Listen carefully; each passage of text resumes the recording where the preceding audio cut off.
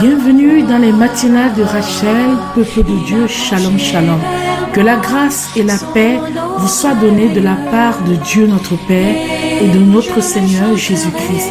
Mon amour est avec vous tous en Jésus et surtout que l'amour de Dieu et la communion du Saint-Esprit soient toujours et toujours avec vous, afin que la paix et l'amour avec la foi vous soient donnés et surtout, ça c'est très important, que la compassion et la paix vous soient données de la part de Dieu notre Père et de la part de notre Seigneur Jésus-Christ.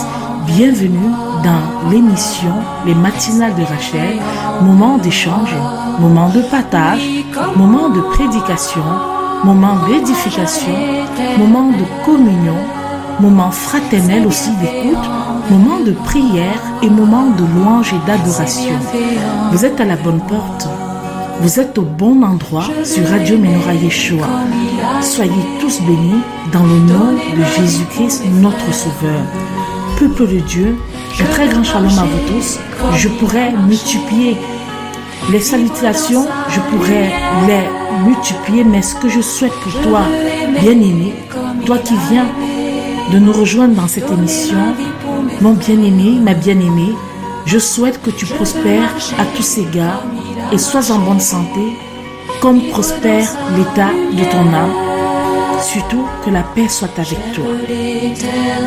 Les matinales de Rachel, une émission d'édification, d'exhortation qui s'adresse principalement à l'Église de Dieu établie dans le monde entier, à ceux qui ont été sanctifiés dans le Christ Jésus, appelés à être saints, avec tous ceux qui ont en tout lieu invoqué le nom de Jésus-Christ notre Seigneur, le leur et le nôtre.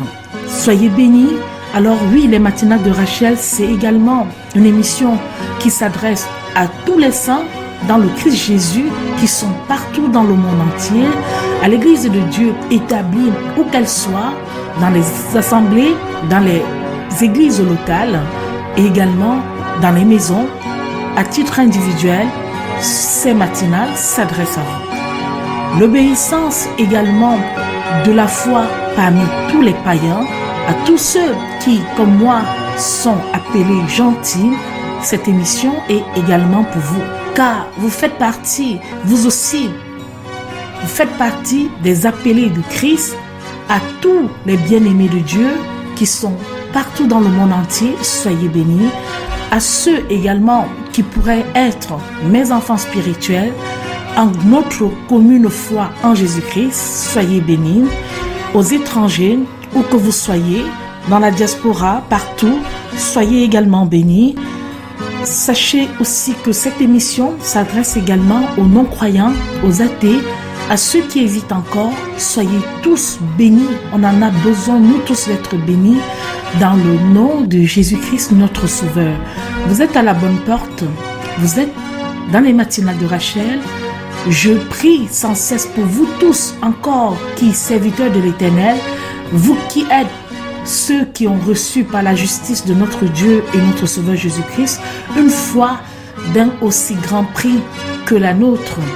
Alors, à vous tous, bien-aimés, à toute l'équipe de Radio Menorah Yeshua, aimés en Dieu le Père et gardés pour Jésus-Christ, à vous, petits-enfants, jeunes dans la foi, pères et bien-aimés, soyez bénis, bienvenue dans les matinales de Rachel. Retrouvez-nous du lundi au vendredi de 10h à 12h, heure de Paris, sur Radio Menorah Yeshua, dans les matinales de Rachel. Soyez bénis. Il a penché vers moi son oreille et je le chanterai toute ma vie.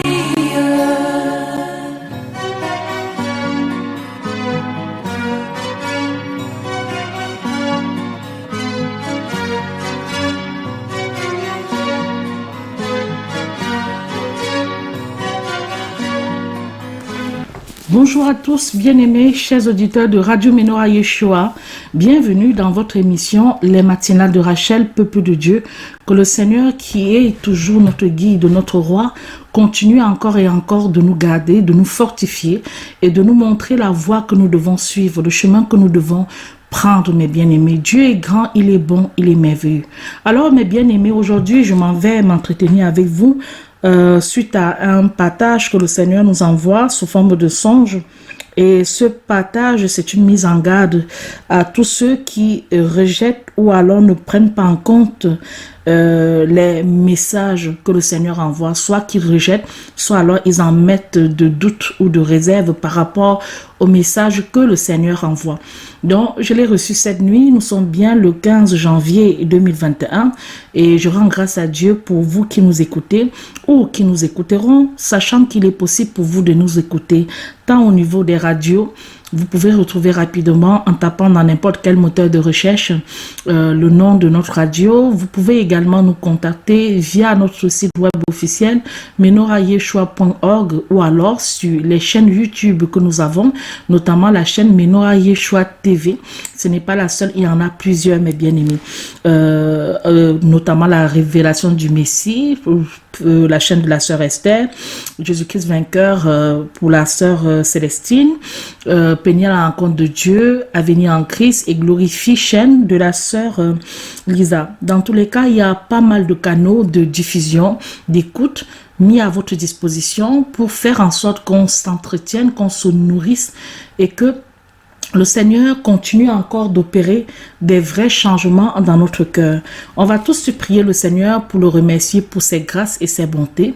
Et ensuite, mes bien-aimés, nous allons passer au partage et aussi à la méditation, sachant que la méditation sera essentiellement dans le livre du prophète Jérémie. Ça sera en deuxième partie où on va aussi s'appuyer sur la vie du prophète Jérémie pour comprendre comment il a dû faire face au rejet, à la moquerie, aux attaques durant son ministère. Quelles étaient les attitudes qu'il adoptait? C'est très important parce qu'on va voir que cela fortifie le prophète.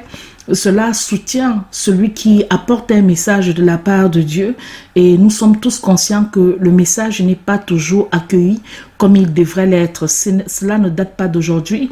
Notre roi, sauveur, rédempteur en a essuyé plusieurs aussi échecs par rapport à un certain audimat, par rapport à une certaine audience, pardon, par rapport à certains auditeurs oublieux ou alors les auditeurs très remontés contre lui comme les scribes, les pharisiens et les sadducéens. Donc lui-même aussi, il a dû souffrir de cette posture-là. Alors l'idée, c'est d'encourager.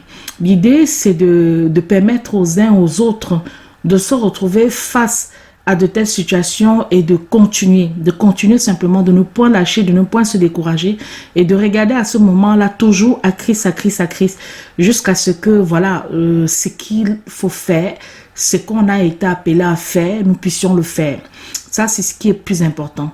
Et nous allons comprendre pourquoi, à ce moment-là, il faut se retirer qu'au Seigneur. Il ne faut pas se laisser submerger par les attentes, les souhaits. Non, il faut se retirer au Seigneur, se confier en l'Éternel et lui demander la force, la persévérance et la patience pour continuer tout simplement ce qu'il nous demande de faire. Mais tout de suite déjà, prions le Seigneur avant de rentrer dans le partage de ce songe. Prions le Seigneur. Éternel Dieu d'amour, Dieu de paix, Seigneur, nous te remercions infiniment pour tes grâces, pour tes multiples, Seigneur, messages, pour ton amour pour nous, toi qui as soin, toi qui as la délicatesse, toi qui nous amènes sans cesse, Seigneur, à voir les choses avec un regard très différent, car nos pensées ne sont pas les tiennes, et Seigneur, ni même nos actions, bien sûr. Nous te prions encore, Dieu de bonté, Dieu de miracle, de fortifier tes bergers, de fortifier ceux qui ont la noble et lourde charge de paître le troupeau, de bien les paître selon l'évangile de vérité, bâti sur le fondement de Christ. Nous te supplions, mon Dieu, mon roi, de ne point les oublier, parce que tu es bon, parce que tu es merveilleux. C'est un chemin sur cette terre qui n'est pas facile, mais avec toi, nous tenant la main, Seigneur, on y arrive. On y arrive. Et la prière, c'est te demander de nous donner de la persévérance, de nous donner aussi la patience, de nous donner aussi l'amour et la douceur, afin que nous puissions toujours continuer. L'essentiel, c'est de continuer ta mission, de ne point nous décourager, de continuer ton œuvre, de ne point nous décourager. Dieu, tu es grand, tu es élevé. Tes voies sont impénétrables, tes voies sont merveilleuses, Seigneur. Et nous poussons ce cri à toi pour te dire merci. Merci, Seigneur, parce que tu es celui qui nous apporte des réponses. Merci, Seigneur, parce que tu es celui qui nous aime d'un amour pur et parfait. Merci, Seigneur, parce que tu es celui qui nous lave quand nous tombons. Tu es celui qui nous nettoie. Tu es celui qui nous sanctifie. Tu es celui, Seigneur, qui nous garde. Gardien d'Israël, Seigneur, tu veilles sur tes brebis, tu pars chercher la brebis qui s'est perdue, égarée, pour venir la remettre dans le troupeau. Alors, Seigneur, donne-nous de t'imiter. Donne-nous de trouver en toi toutes les plénitudes du bonheur.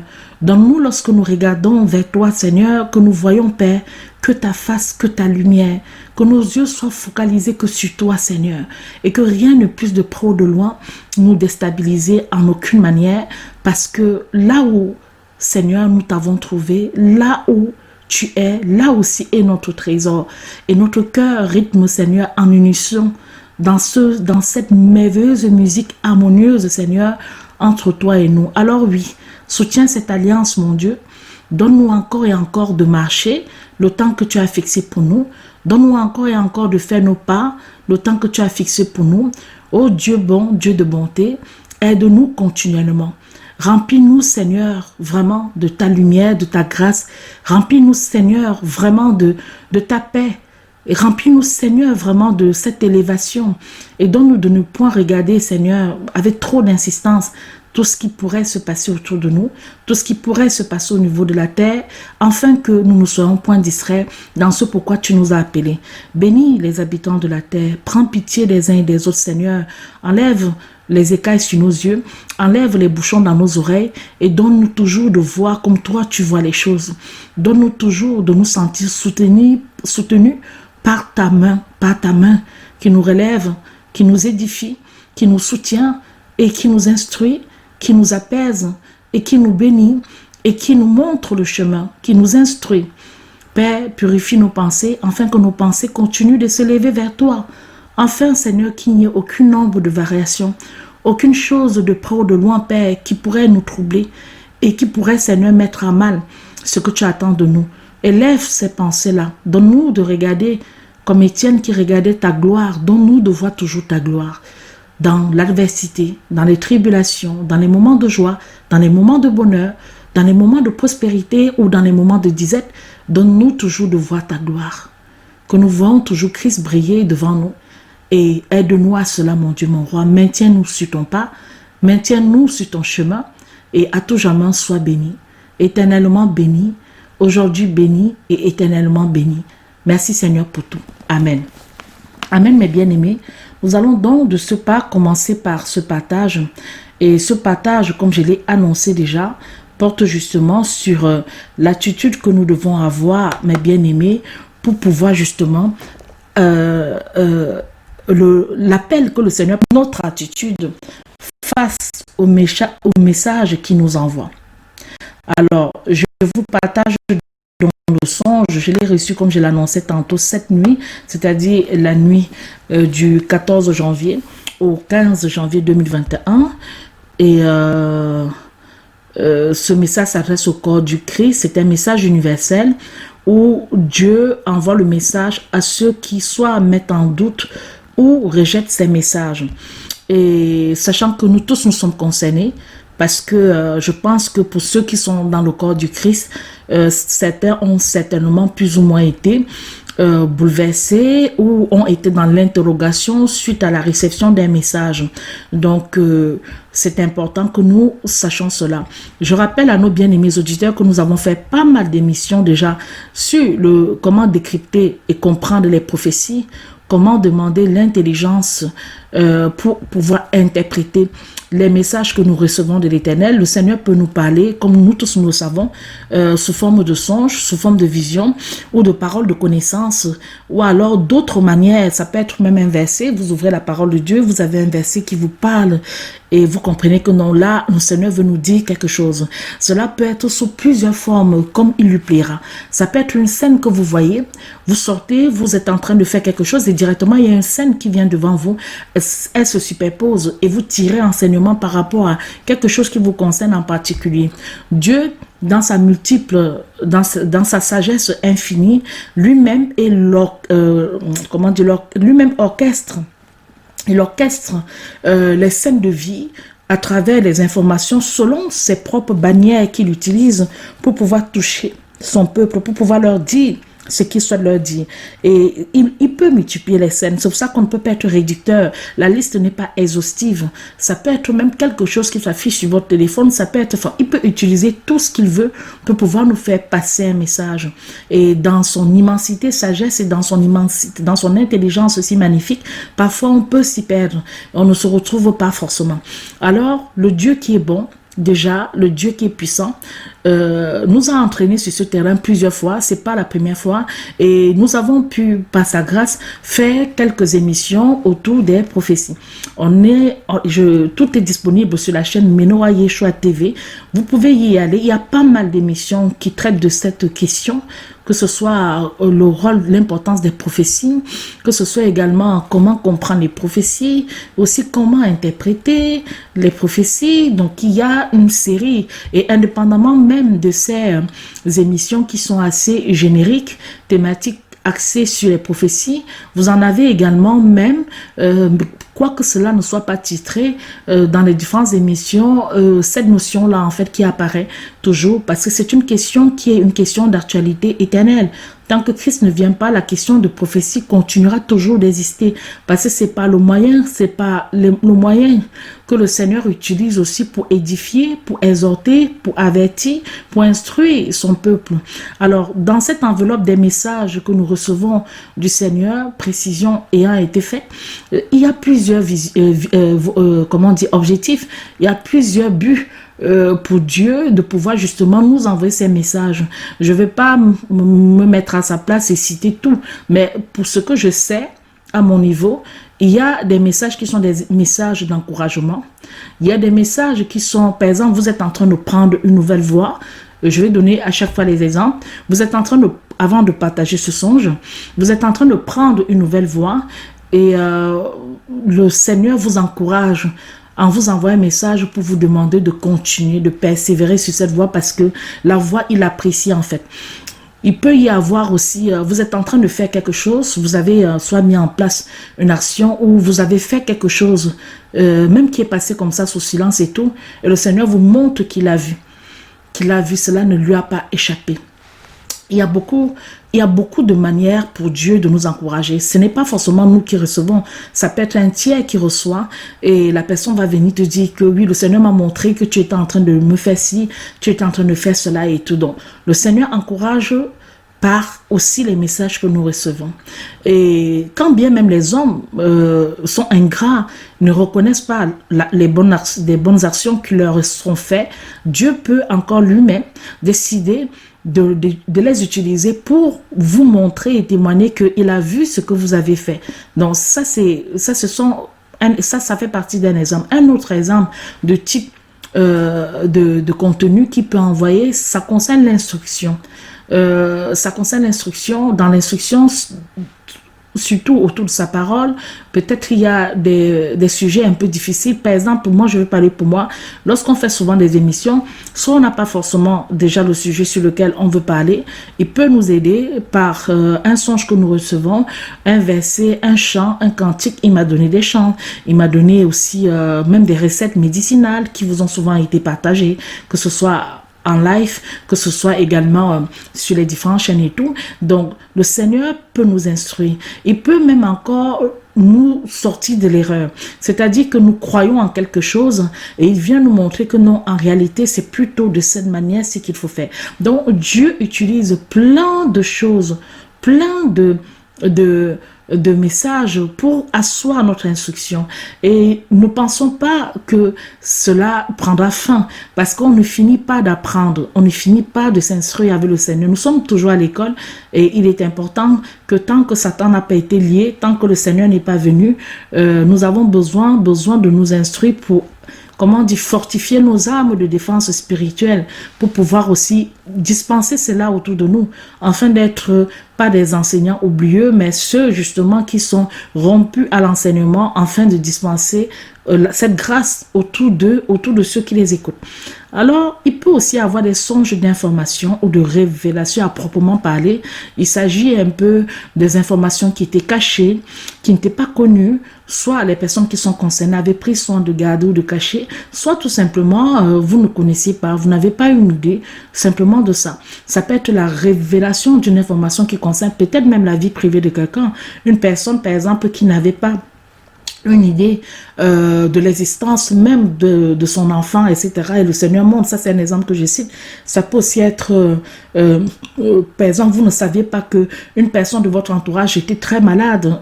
Vous avez juste perdu de vue la personne, elle vous a pu donner des nouvelles, donc vous ne saviez pas que cette personne était très malade, et c'est comme ça que le Seigneur vous révèle l'état de santé de cette personne. Ou alors, il y a eu des décisions qui ont été prises par le passé, et ces décisions vous étiez cachées. Et le Seigneur peut aussi, si vous avez souffert de quelque injustice que ce soit, le Seigneur peut porter aussi à votre connaissance. Donc, il y a dans ces différents types de portée des messages qui sont vraiment à caractère informationnel, qui sont de nature à vous révéler un fait, révéler quelque chose qui va vous aider à mieux apprécier la situation dans laquelle vous êtes. Il peut y avoir aussi des messages d'avertissement, comme par exemple, il nous a recommandé normalement le prophète Jérémie dans ce partage qu'il nous a donné, de lire énormément le prophète Jérémie, parce que c'est en lien avec ça. Donc ça peut être des messages d'avertissement. Vous savez bien ce qu'il en était, si vous voulez, pour le cas du prophète Jérémie, mais bien aimé, dont effectivement le Seigneur l'avait mandaté. C'était Jérémie, le prophète Jérémie était sacrificateur prophète. Il a prophétisé, si vous voulez, durant la 13e année du roi de Josia jusqu'à la prise de Jérusalem, quand Jérusalem partait en déportation. Il a prophétisé environ dans un espace-temps de 45 ans environ. Et alors, il a écrit deux livres. Il a écrit le livre de Jérémie, le prophète, et aussi les lamentations de Jérémie. Il est important que on comprenne, par exemple, pour le livre de Jérémie, c'est un livre qui est écrit avec beaucoup de simplicité et de force. Et il a, il est en partie prophétique. Donc, il annonce les choses qui vont venir. Et lorsque on voit le livre de Jérémie, il annonce les choses qui vont venir dans un espace-temps très court et en partie aussi historique. Donc, on y voit diverses prédications qui vont toucher, par exemple, la ruine des Juifs, leur retour de la captivité, n'oublions pas, puisque après même Daniel aussi, le prophète Daniel va s'en inspirer. Donc, leur retour de la captivité, la destruction de l'empire des Babyloniens, c'est toujours dit dans ce livre, et quelques autres royaumes. La vocation aussi des gentils, dont notre vocation, c'est également signalé dans le livre du prophète Jérémie, et la nouvelle alliance qui serait établie par Jésus-Christ, c'est aussi mentionné dans ce livre. On y voit aussi ce qui va arriver d'un point de vue autobiographique au prophète lui-même, et c'est sur cet angle que nous voulons justement axer le plus ce matin. Il va être sujet à beaucoup de persécutions, il va souffrir devant et après la prise de Jérusalem, parce que c'est un prophète, en fait, ce qui est assez merveilleux dans le cas du prophète Jérémie, c'est quelqu'un qui vit en direct l'accomplissement de ses propres prophéties qui vont couvrir cet espace-temps où il était en train d'avertir. Donc, il verra la prise de Jérusalem qu'il avait tant averti pour réveiller les consciences, afin que les gens prennent garde, mes bien-aimés. On voit aussi le récit de ce qui se passa pendant que Jérusalem avait été pris, donc pendant le siège, et l'état des Juifs aussi, qui demeurait alors dans la Judée. Donc, lui-même, il va s'en aller après cela en Égypte. Donc, voilà à peu près comment on peut présenter le cas du prophète Jérémie, et dont le Seigneur a voulu qu'on s'en inspire avec vous pour pouvoir justement, je vous recommande de lire son histoire, surtout pour ceux qui ont la charge difficile de paître le troupeau, et même pour tout chrétien, puisque la parole de Dieu, elle n'est pas segmentée par rapport aux vocations, mais elle est là pour nous édifier, nous tous. Nous sommes d'abord des chrétiens avant tout. Alors, comme je l'ai donc précisé, vous avez donc compris qu'il y a des cas où il s'agit des avertissements, et je me suis donc appuyé sur le cas du prophète Jérémie. Nous avons déjà cité des encouragements, nous avons cité l'instruction, l'exhortation, l'édification. Nous avons cité également les avertissements. Nous avons cité aussi, mes bien-aimés, l'information, une révélation en elle-même et tout. Donc, on peut citer encore beaucoup de choses autour des messages qu'on reçoit. Donc, je vous raconte le songe. Je le fais cette nuit, comme déjà dit. Message adressé au corps du Christ, et n'hésitez pas à partager autour de vous pour que cela fasse encore un écho. Le songe était structuré en 2 parties. Qu'il fallait cesser, ou alors qu'il faille cesser tout simplement de faire des philosophies et des raisonnements. Ceci est un avertissement de la part du Seigneur. Et deuxième partie du songe, c'était une paire de poches de perfusion remplies dont il faut extraire le liquide. Ceci en est son explication. Donc, je me promène, voici le songe, je me promène aux abords d'un champ, et au tout début du champ, c'est un champ que je connais bien même, et je suis avec une personne et nous marchons. Et cette personne n'est rien d'autre que la sœur Esther. À un endroit précis, vraiment au début du champ, nous voyons par terre une double poche jointe. Donc c'est une poche qui est jointe. Vous voyez les poches de perfusion qui contient parfois le glucosé, etc., de couleur un peu jaunâtre, qu'on met sur les malades pour les remonter un peu, pour hydrater, etc. C'est de ça dont il est question.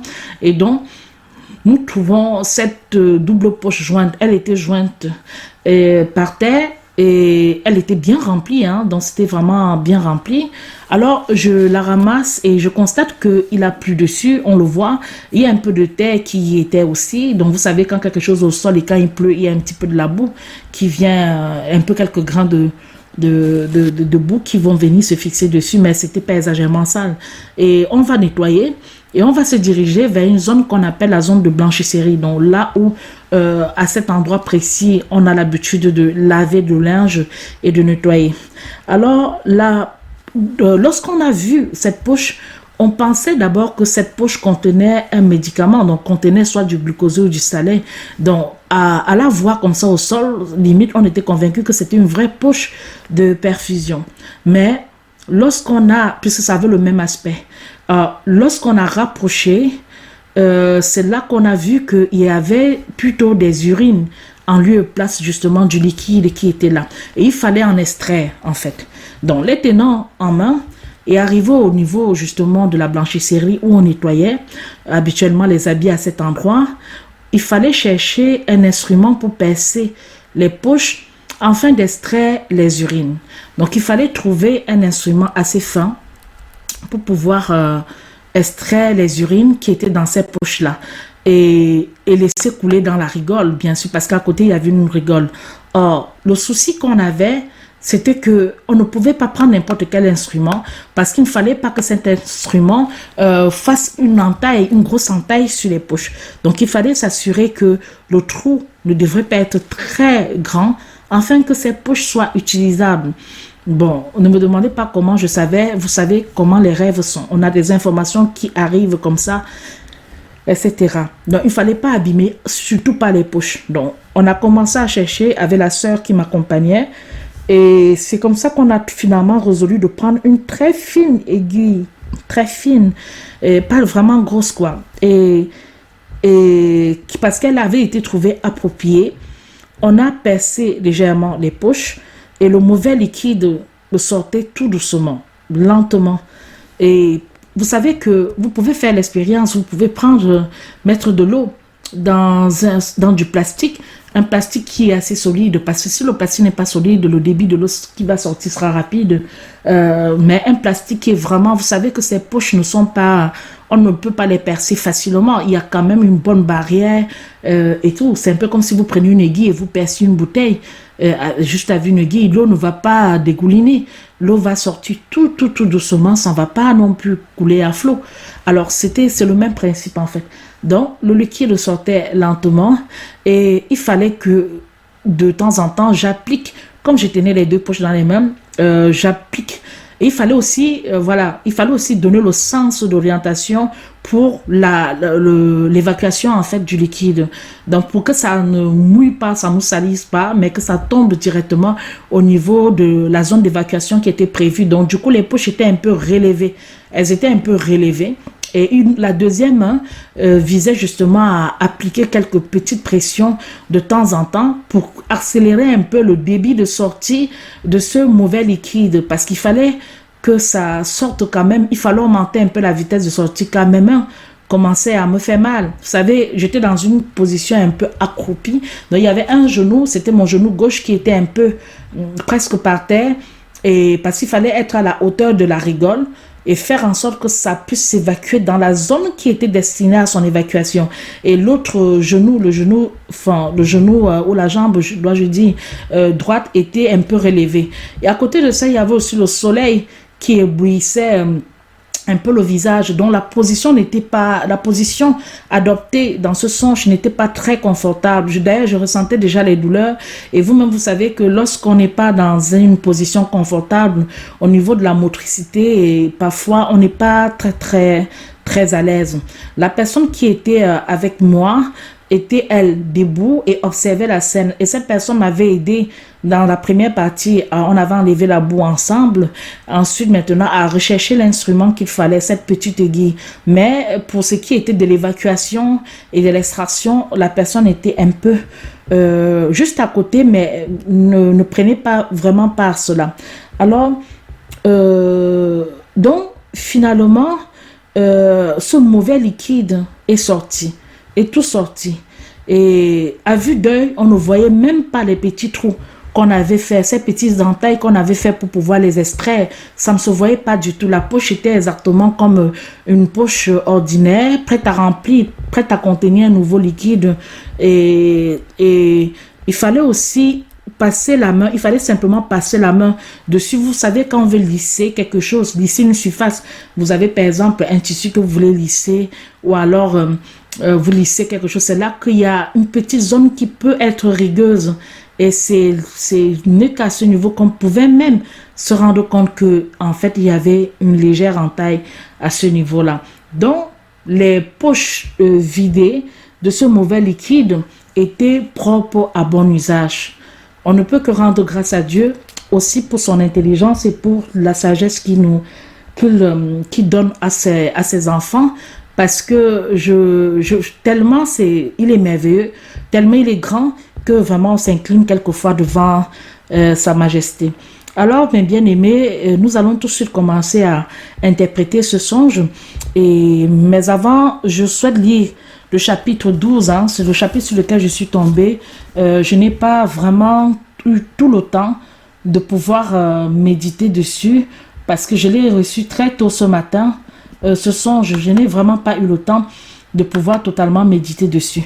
Mais ce que je vais déjà dire, mes bien-aimés, c'est que nous avons vu en général, et nous avons déjà dit que le prophète Jérémie fut très rejeté et qu'on s'est souvent moqué et qu'on l'a souvent énormément maltraité dans toute sa carrière et tout.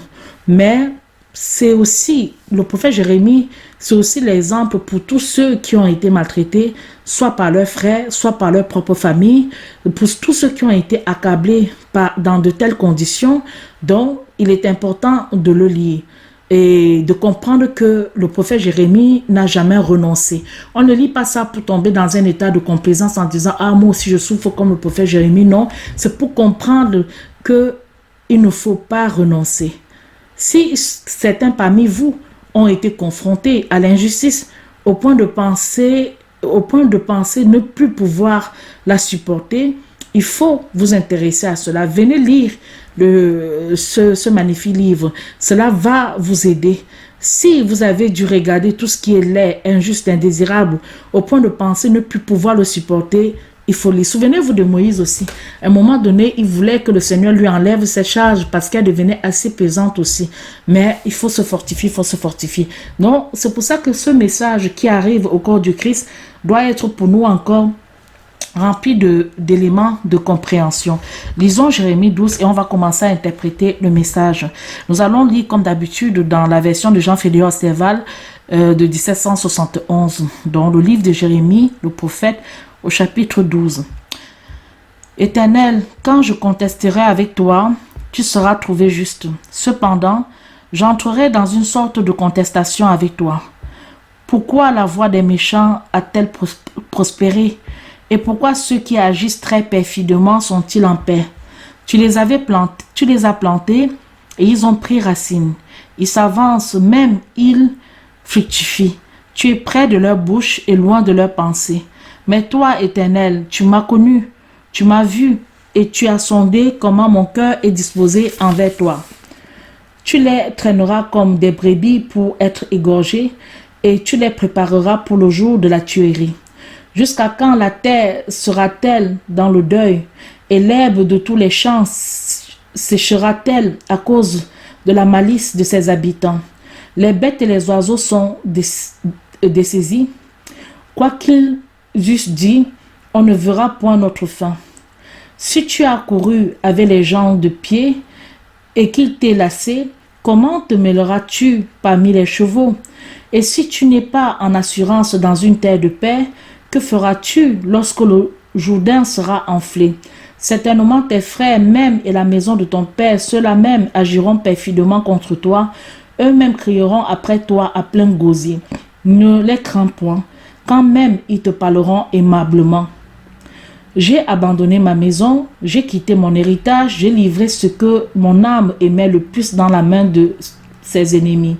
Mon héritage m'a été comme un lion dans la forêt. Il a jeté son cri contre moi, c'est pourquoi je l'ai pris en aversion. Mon héritage me sera-t-il comme un oiseau de diverses couleurs? Les oiseaux ne sont-ils pas tout autour de lui? Venez, assemblez-vous, vous toutes les bêtes des champs, venez pour le dévorer. Plusieurs bergers ont gâté ma vigne. Ils ont foulé mon partage. Ils ont réduit mon partage désirable en une solitude déserte. On l'a réduit en désolation. Il est tout désolé et en deuil devant moi. Toute la terre a été réduite en désolation parce qu'il n'y a personne qui pense à elle. Les destructeurs sont venus sur tous les lieux élevés du désert, car l'épée de l'Éternel dévore depuis un pays jusqu'à l'autre. Il n'y a point de paix pour qui que ce soit. Ils ont sémé du froment, ils moissonneront des épines. Ils se sont donné de la peine, ils n'y profiteront rien. Vous serez frustrés de vos revenus par l'ardeur de la colère de l'Éternel. Ainsi a dit l'Éternel contre tous mes mauvais voisins qui mettent la main sur l'héritage que j'ai fait hériter à mon peuple d'Israël.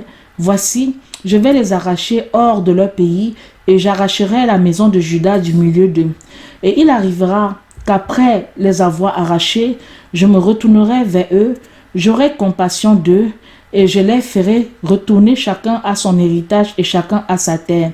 Et s'ils apprennent les voies de mon peuple pour jurer par mon nom d'Éternel, comme ils avaient enseigné à mon peuple à jurer par Baal, ils seront établis parmi mon peuple. Mais s'ils n'écoutent point, j'arracherai entièrement une nation et je la ferai périr, dit l'Éternel. Alors, ce qu'il faut comprendre vraiment dans ce texte du prophète Jérémie, c'est qu'il ne faut jamais croire que ceux qui s'entêtent à demeurer dans leur mauvaise voie, comme on peut le voir dans ce monde où vous avez beau prêcher, vous avez beau parler de Jésus, malheureusement, c'est comme si personne n'entendait ce message-là. Alors, comprendre que ce n'est pas parce qu'il y a l'athéisme, parce qu'il y a l'incrédulité, que cela prospérera éternellement. Non, non, mes bien-aimés. Un jour, les impies devront rendre compte à Dieu. Le problème, c'est que quelquefois, nous les voyons prospérer, nous les voyons au contraire, comme s'ils avaient été simplement bénis. Or, ce n'est pas parce qu'ils sont dans ces états-là tels que nous les voyons, comme le dit le prophète Jérémie, qu'ils doivent demeurer éternellement impunis. Non. Oui, ils peuvent paraître très heureux et très, très, très heureux parce que Dieu les épargne pendant quelque temps. Ce n'est pas parce que c'est pas par eux-mêmes qu'ils ont comment dire, nous les voyons souvent un peu très bien. On voit même que c'est finalement les justes et les personnes qui sont avec le Seigneur qui souffrent un peu plus que ces personnes-là et tout. On a l'impression que tout leur réussit, etc. Mais bien comprendre que je vous assure que tous ceux qui rejettent Dieu, les athées, les incrédules, et quelle que soit leur catégorie, en tout cas les occultes, quelle que soit leur catégorie, un jour, ils seront appelés à rendre compte à l'Éternel. Le Seigneur diffère souvent d'exécuter ses menaces. Parfois, il envoie des menaces, et quelquefois, il diffère de les exécuter. Les serviteurs de Dieu ne doivent jamais se décourager lorsqu'ils ont essuyé les contradictions et les moqueries des méchants. Il ne faut jamais se décourager. Parce que parfois, ce qui nous arrive, c'est que nous regardons à l'instant. Nous regardons l'instant. C'est-à-dire que il peut y avoir de la contradiction, il peut même y avoir des moqueries. Et souvenez-vous, parfois, comment dire, la situation peut être très difficile, mais ce n'est pas là, ce n'est même pas le lieu de se décourager, bien au contraire. Nous devons être encore plus forts et plus percutants encore. Même, je dis bien, même ceux qui veulent s'acquitter de leur devoir avec intégrité doivent s'attendre à cela. S'il n'y a pas la contradiction, s'il n'y a pas la résistance, vous allez rester dans un état de complaisance. Souvenez-vous de Paul et de Pierre. Nous connaissons tous les deux ministères qu'ils ont pu rendre. Nous savons comment Dieu a béni chacun d'eux différemment. Mais au moment où, effectivement, Paul avait trouvé que non, Pierre ne marchait pas correctement de droit pied, nous avons ce test qui nous est également légué. Si je prends cet exemple, je peux citer, que dire alors du problème qu'il a eu avec Barnabas et Marc, que dire alors de ce qu'il a eu avec les autres personnes, même Alexandre, le forgeron, etc. Donc c'est pour comprendre que je prends déjà dans le cadre intime, c'est-à-dire si déjà dans le cadre intime, au sein d'une communauté, au sein d'une assemblée de Dieu, au sein d'une église, peut-être il y a des oppositions entre le pasteur et ses conseillers ou ses anciens, il y a des oppositions entre peut-être avec quelques chantres et tout. Si déjà au sein d'une assemblée, il peut y avoir quelques frictions, à plus forte raison dans un cadre beaucoup plus élargi. Donc, par ce test, nous devons comprendre que la contradiction est là. Prenons un autre exemple, celui de Jésus-Christ. Il y avait une contradiction et une adversion entre lui et les scribes et les pharisiens et les sadducéens. Chacun venait donner sa position et lui donnait la sienne. Bien sûr, la position de Jésus-Christ est celle qui fait vérité et qui fait foi. Mais il faut s'attendre à cela. Parce que beaucoup endossent aussi le ministère du sacerdoce. Ils endossent, je ne dis pas qu'ils n'ont pas de vocation, ils ont de la vocation, mais ils ne sont pas aussi préparés à la contradiction. Ils ne sont pas préparés au rejet, à souffrir le rejet. Ils ne sont pas préparés également à se remettre en question. Ils ne sont pas préparés à tout ça.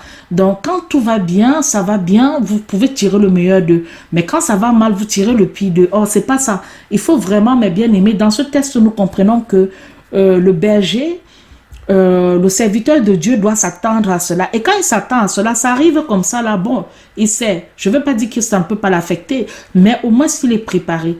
Vous ne pouvez pas servir le Seigneur sans connaître de l'affliction. Vous ne pouvez pas servir le Seigneur sans connaître des moments de difficulté très, très, très forts.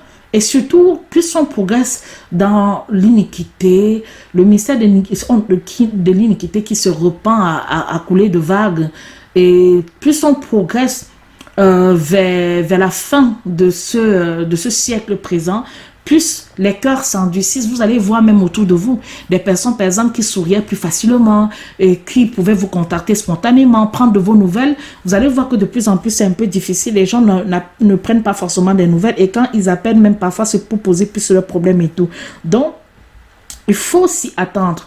Le Seigneur avait dit que la génération de la fin des temps, les enfants seront rebelles contre leurs parents, les gens seront de plus en plus méchants, orgueilleux, intempérants. Donc, il y a pas mal de descriptions par rapport à ce que nous sommes en train de vivre. Si vous partez même dans les services administratifs, l'accueil ne sera plus jamais un peu l'accueil que peut-être vous avez reçu il y a 10 ans, etc. Les gens sont de plus en plus un peu durs, un peu indifférents. Regardez autour de vous. Même au niveau de l'école, même par rapport à vos enfants et tout, les bons moments où les enseignants et tout ça passaient le temps, rassuraient les familles. Donc, on voit que ce siècle est venu avec beaucoup de lots d'endurcissement à tous les niveaux. Vous pourriez toujours parler de la pandémie, mais la pandémie, elle fait à peine un an. Même avant ça, c'était déjà bien installé dans les mentalités. Donc, c'est pour cette raison que celui qui est averti résiste. C'est-à-dire qu'il supporte. Résister, ça veut dire continuer l'œuvre en fait. Résister, c'est pas de répondre à la critique, répondre à l'injure. Non, résister, c'est poursuivre ce pourquoi le Seigneur nous a appelés. C'est tout simplement ça pour moi, ce que j'entends par résistance. Alors, quand le Seigneur envoie des messages, là pour le coup, dans le texte que nous méditons, il a envoyé, comme on l'a dit en introduction, aux habitants, aux Juifs. Or, il envoyait et les messages étaient vraiment remplis de menaces. Et c'est vrai, il tardait leur effet. Et certains qui recevaient ça tournant en dérision le prophète Jérémie parce qu'il se disait que bon, oui, cause toujours ou parle toujours. Et c'est pour toi là-bas, c'est ton problème. Mais le Seigneur, ce n'est pas parce qu'il retarde que cela ne va pas s'accomplir. Il a l'amour pour son peuple. N'oublions jamais que Dieu n'est pas comme nous. Quand quelqu'un nous énerve, nous voulons en finir la personne, on veut en découdre avec la personne, on veut lui montrer qu'on est supérieur, qu'il n'est rien, etc. On veut l'écraser, comme si c'était l'insecte. Alors que Dieu est différent. Quand même nous lui faisons quelque chose qui est mauvais, il y a d'abord l'amour. Hier, dans l'émission qui portait sur la croix de Christ et que vous pouvez déjà retrouver sur la chaîne Menorah Yeshua TV, c'est la deuxième partie, mais elle est aussi assez complète quand même. On a beaucoup insisté sur les qualités de Dieu, hein? Justice, sainteté, miséricorde, paix et tout ça là. Donc le Seigneur, quand bien même on fait quelque chose qui n'est pas bien, il ne met pas de côté ses autres qualités en fait.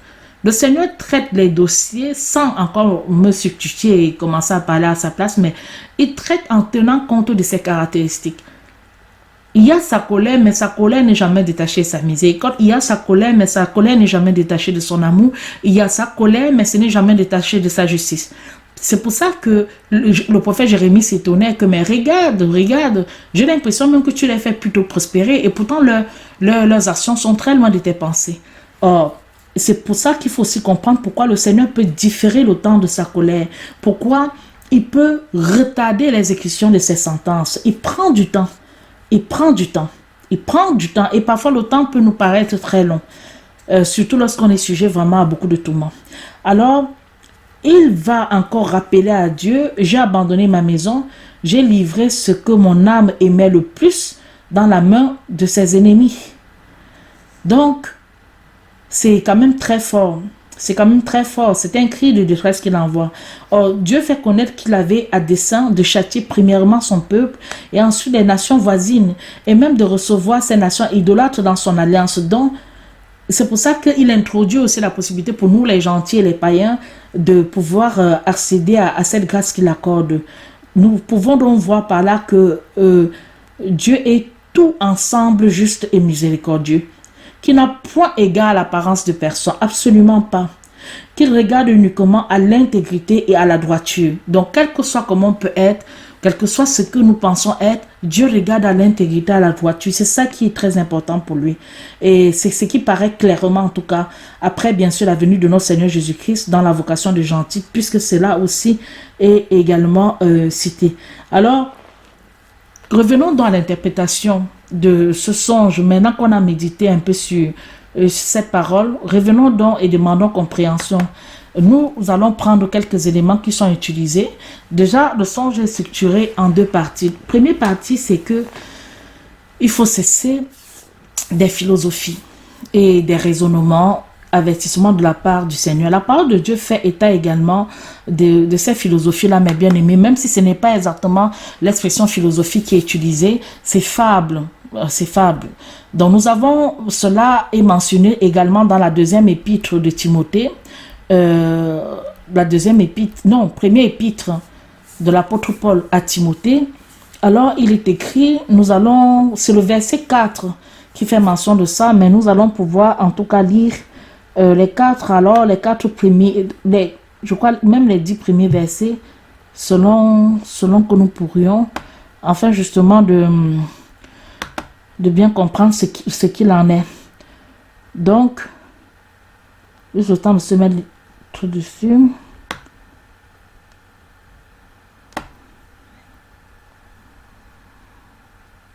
Alors, lisons la parole de Dieu. Épître de l'apôtre Saint Paul à Timothée. Chapitre 1. Paul, apôtre de Jésus-Christ, par le commandement de Dieu notre Sauveur et du Seigneur Jésus-Christ, notre espérance, à Timothée, mon vrai fils en la foi, grâce, miséricorde et paix de la part de Dieu notre Père et de Jésus-Christ notre Seigneur, suivant la prière que je te fis lorsque je partis pour la Macédoine de demeurer à Éphèse. Je te prie encore d'avertir certaines personnes de n'enseigner point une doctrine différente et de ne s'attacher pas à des fables et à des généalogies qui n'ont point de fin, qui engendrent des disputes au lieu de former l'édifice de Dieu qui consiste dans la foi. Le but du commandement, c'est la charité qui procède d'un cœur pur et d'une bonne conscience et d'une foi sincère. Et donc quelques-uns, s'étant détournés, se sont égarés dans de vains raisonnements, prétendant être docteurs de la loi, quoiqu'ils n'entendent point ce qu'ils disent, ni les choses qu'ils assurent comme certaines. Or, nous savons que la loi est bonne pour celui qui en fait un usage légitime et qui sait que ce n'est pas pour le juste que la loi a été établie, mais pour les méchants, pour ceux qui ne peuvent se soumettre, pour les impies, pour les vicieux, pour les gens sans religion, pour les profanes, pour les meurtriers de père et de mère et les autres homicides. Alors on s'arrête là. Donc vous comprenez mes bien-aimés que c'est surtout les versets 4 et les versets 6 qui assoient cette première partie que nous avons reçue, où le Seigneur met en garde son corps à s'attacher aux philosophies et aux raisonnements. Nous allons encore prendre quelques exemples de versets qui traitent encore toujours de cette question-là, toujours dans la même épître, donc cette fois-ci sur le chapitre 4, lisons à partir du verset, je crois, du 7 premier verset, mais c'est le verset 7 qui nous intéresse, qui dit ceci: mais rejette les fables profanes et semblables à celles des vieilles et exerce-toi à la piété. Donc lisons les 7 premiers chapitres. L'Esprit dit expressément que dans les derniers temps, quelques-uns se révolteront de la foi, s'attachant à des esprits séducteurs et aux doctrines des démons, enseignant des mensonges par hypocrisie, étant caustorisés dans leur propre conscience, défendant de se marier, commandant de s'abstenir de viande que Dieu a créée, afin que les fidèles et ceux qui ont connu la vérité en usent avec action de grâce. Car tout ce que Dieu a créé est bon, et rien n'est à rejeter, pourvu qu'on le prenne avec action de grâce, parce qu'il est sanctifié par la parole de Dieu et par la prière. Si tu représentes ces choses aux frères, tu seras un bon ministre de Jésus-Christ, nourri dans les paroles de la foi et de la bonne doctrine que tu as suivi avec soin. Mais rejette des fables profanes et semblables à celles des vieilles et exerce-toi à la piété.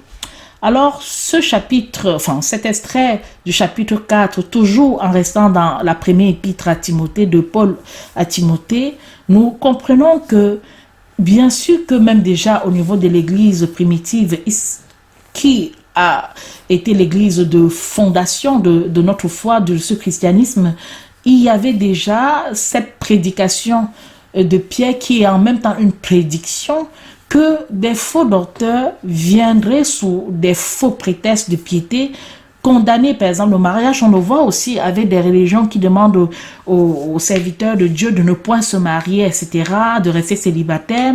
Je ne dis pas qu'il y a un problème à rester célibataire ou à rester comme ça, mais ça ne doit pas être une obligation pour participer à un service divin. Ça ne doit pas être une obligation. Il doit avoir la liberté entre ceux qui veulent se marier tout en étant des pasteurs, tout en participant au service divin, tout en étant des ministres de Dieu, et ceux qui veulent rester comme ça a toujours été de tout temps. On ne peut pas baser une religion sur le fait que tous ceux qui doivent prétendre au service divin doivent être obligatoirement célibataires. Non, là, à ce moment, c'est un prétexte vain et avec tous les scandales qui entourent cette décision, on peut donc comprendre pourquoi il met en garde. À côté de ça, dans les temps de la fin, il y aura aussi des personnes qui vont venir pour mettre en mal le type de consommation, les aliments. D'aucuns vont se dire végétaliens, végétariens, etc. On va introduire vegan, on va introduire dans la religion certaines erreurs dans ce sens-là. Et ou alors d'autres vont dire non, il faut pas manger ci, parce que c'est pas ci, c'est pas bon, etc. Maintenant,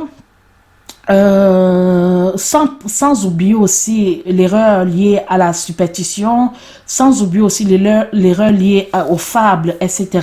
Donc, il faut se souvenir de ces choses-là pour faire en sorte que nous n'autorisons aucun libertinage dans ce qui est de la chrétienté, dans ce qui est de la doctrine des Christ, mes bien-aimés. Et c'est pour ça que quand j'assois cette première partie du songe avec ces tests, le Seigneur sait que nous pouvons nous perdre par des raisonnements, nous pouvons même blasphémer, nous pouvons même dire des choses en réalité qui sont contraires à ce sur quoi le Seigneur nous a déjà bénis ou nous a déjà établis. Et c'est pour ça qu'il ne veut pas qu'on s'égare comme les païens le font. Il ne veut pas qu'on s'égare en commençant à apporter la raison et les philosophies là où il n'y a pas lieu d'être, mes bien-aimés. Nous pouvons poursuivre encore. Il continue toujours, l'apôtre Paul continue toujours à exhorter Timothée. Donc, il est dit aussi encore que, je crois c'est cette fois-ci c'est dans la deuxième épître et au chapitre 4 encore, mais cette fois-ci c'est la deuxième épître. Nous allons lire les 5 premiers versets. Je te conjure donc devant Dieu et devant le Seigneur Jésus-Christ, qui doit juger les vivants et les morts, lorsqu'il apparaîtra dans son règne, prêche la parole, insiste en temps et hors de temps, reprend, censure et exhorte avec toutes sortes de douceur et en instruisant. Car il viendra un temps que les hommes ne souffriront point la sainte doctrine, mais qu'ayant une démangeaison d'entendre des choses agréables, ils s'assembleront des docteurs selon leurs propres désirs, et ils fermeront l'oreille à la vérité et se tourneront vers des fables. Mais toi, sois vigilant en toutes choses, endure les afflictions, fais l'œuvre d'un prédicateur de l'évangile, remplis les devoirs de ton ministère. Car pour moi, je vais être immolé et le temps de mon départ approche. Donc, nous avons encore une autre mise en garde. Il en met une troisième couche, où faire attention parce que le temps vient où ce qui sera dit ne va pas plaire en fait. Donc, c'est pour ça qu'il parle de la démangeaison, d'entendre des choses agréables parce que, comment dire, le Seigneur est en train de montrer par là que déjà il exhorte, l'apôtre Paul exhorte Timothée à rester avec le même zèle, à censurer et à exhorter en tout temps, avec évidence, mais aussi avec douceur, et à faire en sorte que vraiment il soit vigilant. Car parce que les temps fâcheux sont là, où les hommes, malheureusement, vont être dégoûtés de la pureté et de la simplicité de la doctrine chrétienne et ne pourront plus souffrir la vérité.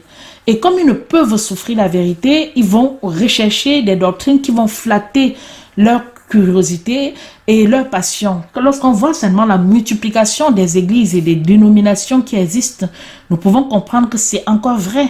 C'est encore vrai. Même dans une toute petite congrégation, il y a déjà peut-être même 7 églises qui sont déjà créées. C'est encore tout ça, c'est des choses qui sont là parce que nous devons donc comprendre que ceux qui sont appelés à avoir la charge lourde d'instruire les autres ont besoin de beaucoup de prudence et surtout de fidélité pour s'acquitter comme il faut avec des fruits, des devoirs de leur vocation. Donc, il faut que ces personnes soient vraiment conscientes de la situation dans laquelle nous vivons. C'est une situation qui est propice à cela. Mais pourtant, cela ne doit pas nous pousser à à faire ce qui va plaire, mais à rester sur la ligne directrice de Christ et à rester sur ce qu'il nous demande de faire. Ce n'est pas facile. C'est un équilibre très difficile parce que ceux qui essayent de rester comme ça, ce n'est pas évident pour eux. Ça, je vous le dis clairement. Mais quand je vois la joie avec laquelle l'apôtre et la simplicité, la confiance avec laquelle il témoigne dans le temps de son départ, le temps qu'il va souffrir de ce martyre, ce n'est pas n'importe quel type de départ. Et ça montre aussi quelque part, c'est un cas d'école pour nous, pour comprendre que nous devons rester dans cette assurance-là. Qu'est-ce qui serait pire qu'un tel départ, mes bien-aimés? Ce ne serait pas quelques frictions ou quelques petites incompréhensions qui vont venir, comment dire, déstabiliser quelqu'un, sachant que l'apôtre Paul est en même temps en train d'écrire avec simplicité et avec évidence qu'il va bientôt partir, et de cette façon-là. Il écrit à Timothée pour le fortifier, pour qu'il comprenne que qu'est-ce qu'il aurait pu faire? Ne rien dire à Timothée, ne pas le prévenir. Hein? Si vous n'êtes pas prévenu, si vous n'êtes pas averti, comment allez-vous savoir toutes ces choses? Donc c'est pour ça que dans les différents messages que nous disons, dont nous avons dit que le Seigneur se sert souvent pour communiquer, c'est pour ça qu'il nous donne tous ces éléments-là, afin que Satan ne puisse pas venir nous ravir de ses mains et que nous restons toujours avec le Seigneur et tout. Donc voilà encore un autre exemple que je peux, si je dois rester toujours sur cette première partie du songe, un autre exemple biblique que je peux citer et tout. À titre, c'est pareil, à titre également, il va parler dans le premier chapitre et dans la deuxième partie du premier chapitre, il sera question, il va lui dire aussi que, notamment au verset 14, qu'il ne doit pas s'arrêter aux fables judaïques et aux ordonnances des hommes qui se détournent de la vérité.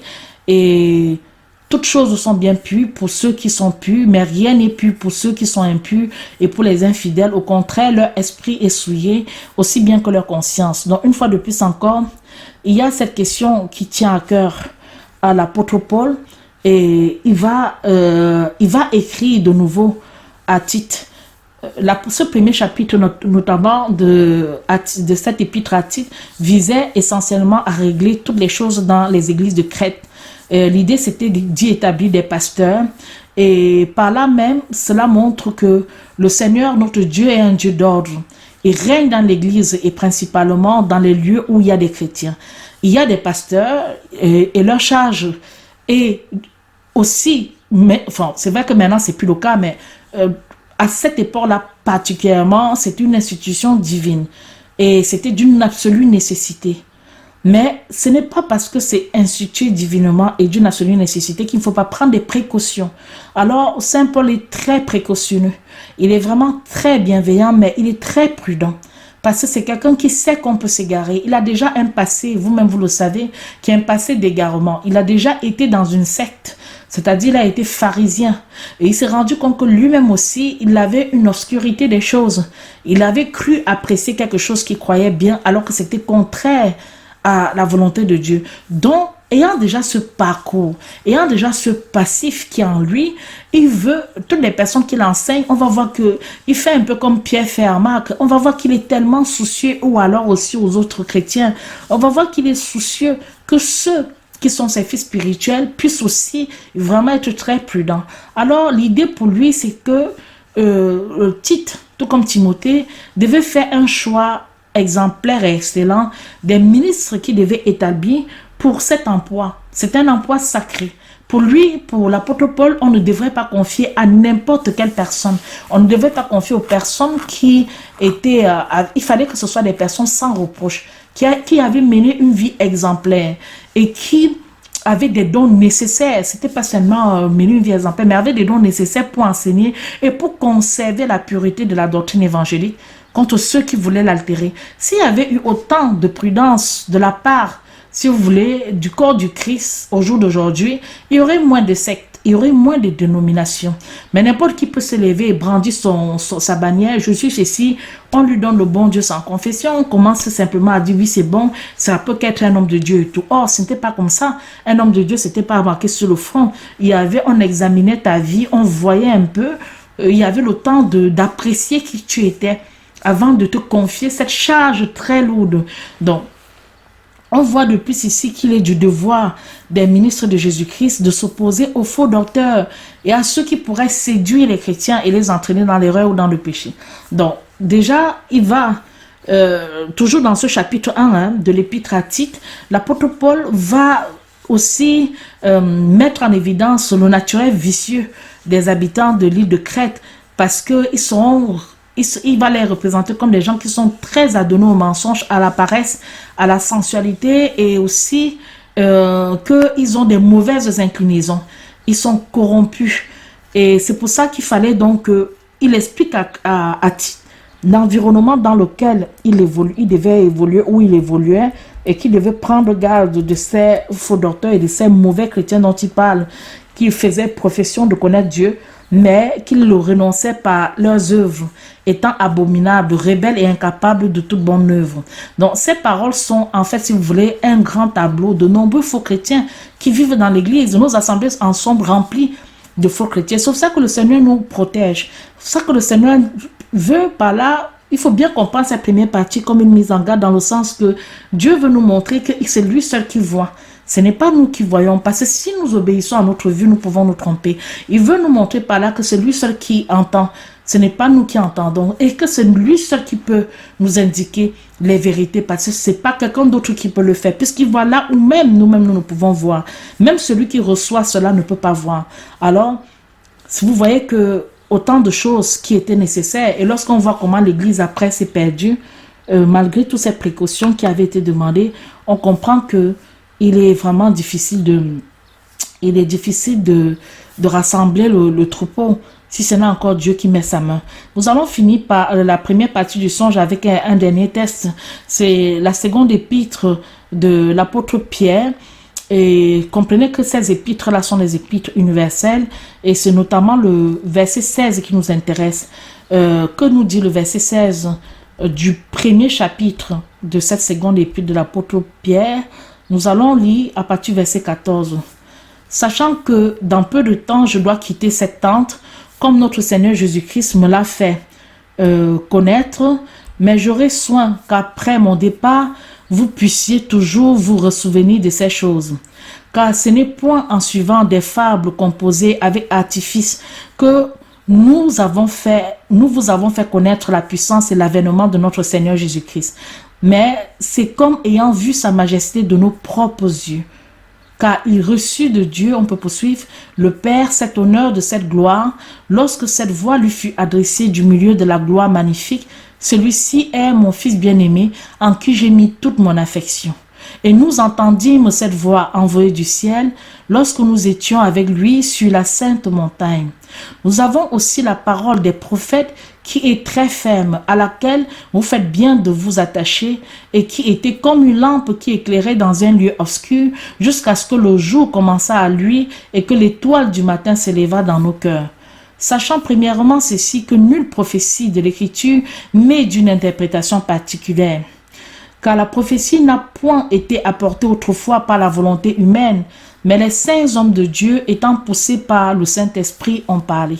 Comme on vous l'a dit en introduction, nous ne pouvons pas revenir sur toutes les autres émissions qu'on a fait basées sur les prophéties à proprement parler. Mais cependant, l'apôtre Pierre, dans ce chapitre 1, dans la deuxième épître, avertit les chrétiens avant sa mort et faire connaître ou faire voir que ceux qui peuvent être utiles à leur prochain doivent travailler pendant qu'ils sont dans ce monde et redoubler des ailes lorsque leur fin approche, c'est-à-dire ne rien lâcher. Ça revient toujours à ce qu'on disait, que ce soit hier ou les autres jours précédents, courir le bon combat jusqu'à la fin de la course, persévérer jusqu'à la fin en fait. Donc c'est un zèle qui doit être continuel, ce à quoi tous les pasteurs doivent consacrer en fait leur vie. Et hier, dans l'émission La Croix de Christ, deuxième partie, on disait qu'il n'y a pas de retraite. Il n'y a pas de retrait, on se retire par un moment des affaires de Dieu. Les affaires de Dieu restent jusqu'à notre départ de la terre. À moins qu'on soit empêché, par exemple pour des raisons de santé ou etc. Pour les raisons de santé, mais même étant privé ou couché, on a toujours une parole, un conseil à donner au corps du Christ, comme on a pu voir dans de nombreux témoignages des personnes qui, même dans la maladie, même dans un état d'infirmité, continuait toujours de bénir le peuple de Dieu, continuait toujours de leur apporter ce que le Seigneur voulait qu'ils puissent leur apporter. Nous voyons ici que Saint Pierre prouve la vérité et la divinité de la doctrine chrétienne par le témoignage que lui et ses collègues avaient rendu de ce qui était arrivé à notre Seigneur lorsqu'il fut transfiguré par les prophéties du Vieux Testament. Donc cela va nous obliger à faire une attention sérieuse sur ces preuves. Lui-même, il dit qu'il était présent pendant qu'on entendait cette voix magnifique qui nous disait « Celui-ci est mon fils bien-aimé ». Il dit bien qu'il était là, qu'il n'est pas en train de parler de quelque chose, comment dire, il n'est pas en train de parler de quelque chose qu'on lui a raconté. Il dit bien que cette voix fut adressée, hein, la voix a bien dit que celui-ci est mon fils bien-aimé en qui j'ai mis toute mon affection. Il était là aussi avec le Seigneur au moment où le Dieu parlait ainsi sur la Sainte Montagne. Vous vous souvenez de l'épisode de la transfiguration où il y a eu Élie, Moïse et puis Pierre, Jean et Jacques. Ils ont assisté à cela. Alors, par là, il rappelle encore qu'il est un témoin oculaire, qu'il est un témoin oculaire de la scène qui s'est passée et qui ne parle pas. Et voilà, vraiment c'est très important. Nous devons méditer avec soin tous les écrits des apôtres et des prophètes parce que c'est important. Et à l'égard aussi des prophéties en particulier, il faut considérer que lui-même, il finit dans ce premier chapitre en disant que les prophéties ont été données autrefois avec quelques obscurités, mais qu'elles sont maintenant fort claires et dès là très propres à sonder et à rassurer notre foi et à nous affermir dans l'obéissance de la doctrine et au commandement de Jésus-Christ notre Seigneur. Donc nous voyons en fait que quand le Seigneur vient, les choses qui étaient un peu floues deviennent beaucoup plus claires, deviennent claires mes bien-aimés. Et la clarté est nécessaire parce que sans la clarté, il nous est difficile de comprendre et de prendre cela, comment on dit, prendre cela, mettre cela en considération. Et c'est pour ça que le Seigneur nous invite aussi à tenir compte, à bien tenir compte de ce genre de choses. Je suis en train de... Nous allons passer donc maintenant à l'interprétation de la deuxième partie. Là, si je reviens aussi sur l'expression raisonnement, bon, on peut rapidement passer dessus, mais à chaque fois qu'il est question de raisonnement dans la Bible, c'est toujours quelque chose qui est accompagné, c'est quelque chose qui est pris, il faut prendre avec connotation et une connotation très négative. Dès qu'il est question de raisonnement, vous pouvez regarder, vous pouvez vérifier dans le Nouveau Testament, vous allez voir que ça a toujours une mauvaise connotation. Je peux prendre quelques exemples. Le raisonnement très souvent est accompagné des erreurs. Je vais prendre juste un extrait d'une réflexion que le Jean-Félix Osterwald fait. Il fait cela dans le discours préliminaire. Lorsqu'il parle en général de la réflexion sur les Saintes Écritures. Donc, je vais vous lire juste un petit extrait de ça. C'est là la source de tant d'erreurs qui ont la vogue et de tant de sentiments libertins et impies qui se répandent de plus en plus, car dès qu'on laisse là l'écriture, qui est l'unique règle de notre foi, pour suivre ses propres raisonnements, on ne peut manquer de s'égarer. C'est pour avoir abandonné l'écriture qu'on a vu en divers lieux des personnes qui se croient inspirées et parvenues au plus haut degré de la piété et de la perfection, tomber dans les sentiments les plus extravagants et même quelquefois les plus contraires à la pureté des mœurs. C'est enfin à cette même cause que l'on doit attribuer le relâchement et la vie toute charnelle et toute mondaine des chrétiens. Tout cela vient de ce qu'on ne lit pas à l'écriture sainte et qu'on n'en fait pas l'usage pour laquelle elle nous en a été donnée. Donc, si je veux juste commenter cet extrait, qu'est-ce qu'il dit? Il dit que le fait justement qu'on met de côté ce que la parole de Dieu dit, qui doit être notre seule règle, notre seule référentiel, notre seule base, pour commencer à philosopher, pour emprunter l'expression du Seigneur, pour commencer à raisonner, on ne peut pas ne pas s'égarer. On va finir par s'égarer. Et comme on va s'égarer, on va commencer à abandonner la parole de Dieu. Et pourtant, on se croit toujours inspiré. On se croit même parvenu au plus haut degré de piété, de perfection. Et finalement, on va tomber dans des sentiments très extravagants. Et qui sont même très contraires à la pureté des mœurs. Donc, ce sont des personnes, nous connaissons quelle est son expérience et sa sagesse également. Donc, ce sont des personnes qui ont vu autour d'eux beaucoup de chrétiens qui sont passés. Et il y a beaucoup de chrétiens, comme on peut le voir avec des messages que le Seigneur envoie dans le livre d'Apocalypse, ce n'est pas la manière dont vous avez commencé, ce n'est pas si vous avez aimé vraiment le Seigneur ou pas, c'est comment vous avez terminé. C'est comment vous avez terminé qui compte le plus.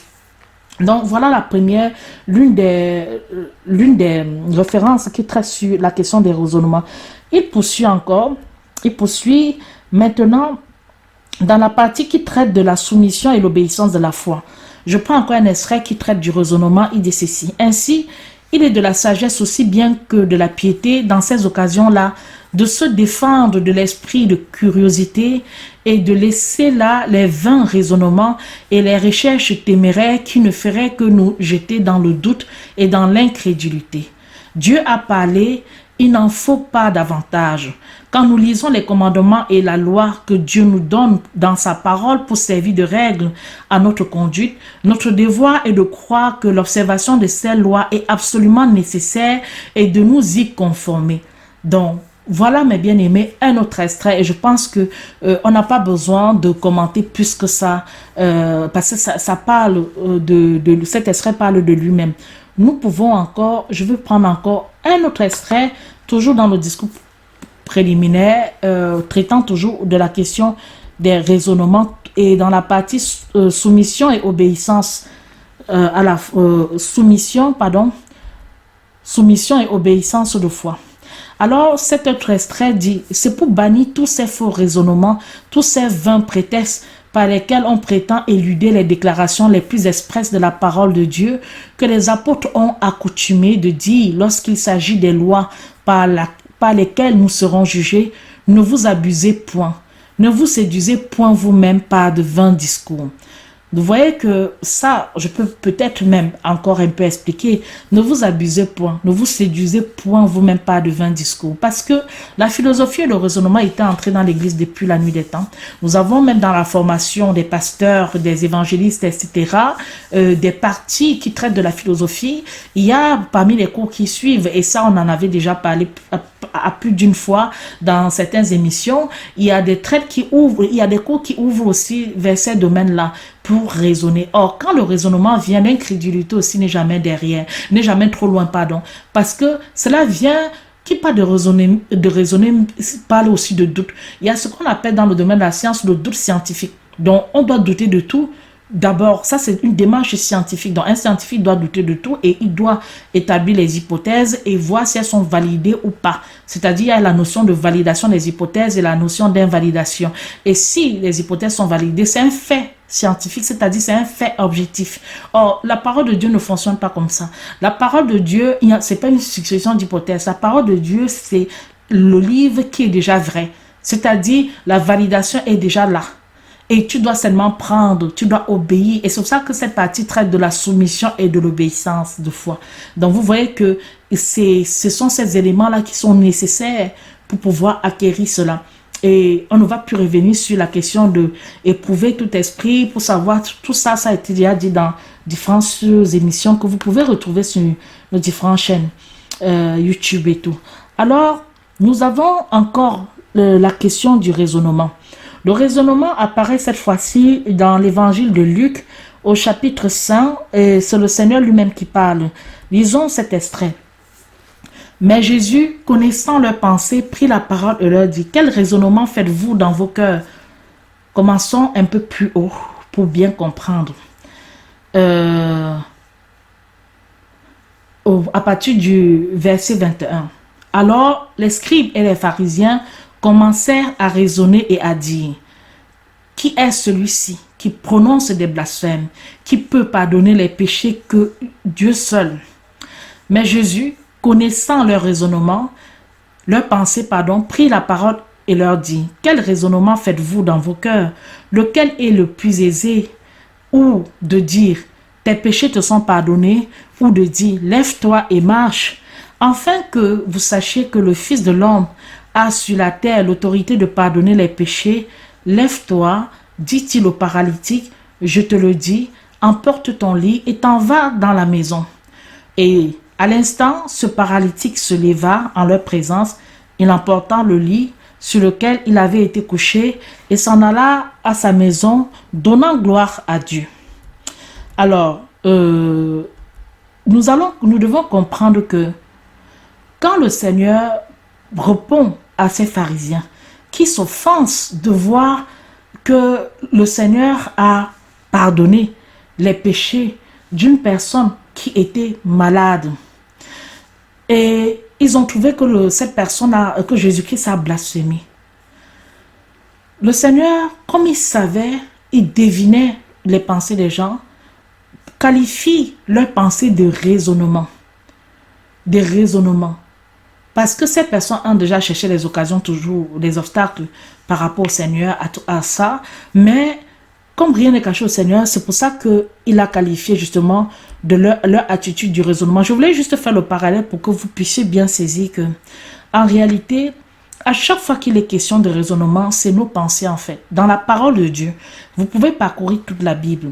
Quand vous allez voir le mot raisonnement apparaître, c'est toujours en rapport avec ce que nous pensons. Ce n'est pas du tout ce que Dieu pense. Ça, c'est très important. Et on a cet exemple également dans ce texte de Matthieu 5 que nous venons de lire. Nous pouvons poursuivre aussi encore pour la notion de raisonnement. Cette fois-ci, c'est dans l'épître aux Romains de l'apôtre Paul. Au chapitre, je crois, c'est le premier chapitre de l'épître aux Romains, à partir du verset 21, il est dit, parce qu'ayant connu Dieu, ils ne l'ont point glorifié comme Dieu et ne lui ont point rendu grâce, mais ils se sont égarés dans de vains raisonnements. Et leur cœur destitué d'intelligence a été rempli de ténèbres. Se disant sages, ils sont devenus fous.